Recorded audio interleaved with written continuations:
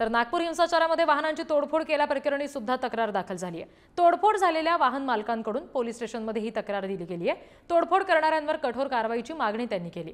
नागपुरातील Ganeshpeth police station इथे तक्रार नोंदवलेली आहे। नुकसान भरपाई मिळावी अशी सुद्धा वाहन चालकांची मागणी आहे।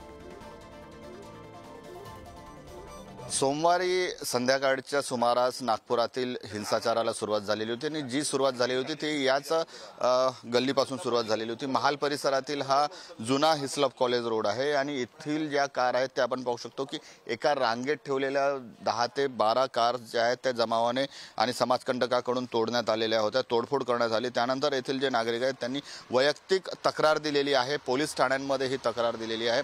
दादा मला सांगा की काय तक्रार दिलेली आहे आणि तुमचे काय मागणी आहे?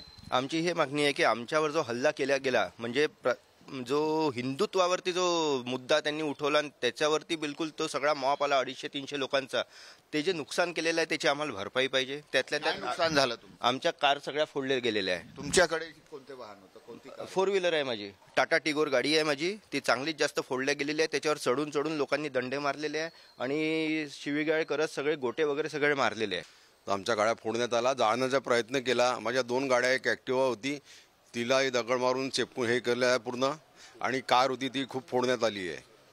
तर आमची अशी तक्रार आहे ज्यांनी हे केलं त्यांना कठोर शिक्षा व्हावी आणि आम्हाला नुकसान भरपाई मिळावी। नुकसान भरपाईची शासनाकडे मागणी आहे तुमची? हो, शासनाकडे मागणी आहे। माझी गाडी पूर्ण जाळण्यात आली आहे, पूर्णपणे पेट्रोल पंप टाकून ती गाडी माझी आहे टाटा टियागो, ती 100% जळलेली आहे। मला त्याचा मुआवजा भेटला पाहिजे आणि ज्यांनी ती जाळली पेट्रोल पंपनी त्याची सहनिशा करून त्याला अटक करायला पाहिजे आणि त्याला कठोर शिक्षा झाली पाहिजे। कॅमेरामन मंगेश हस्तकसह जितेंद्र शिंगाडे, पुढारी न्यूज, नागपूर।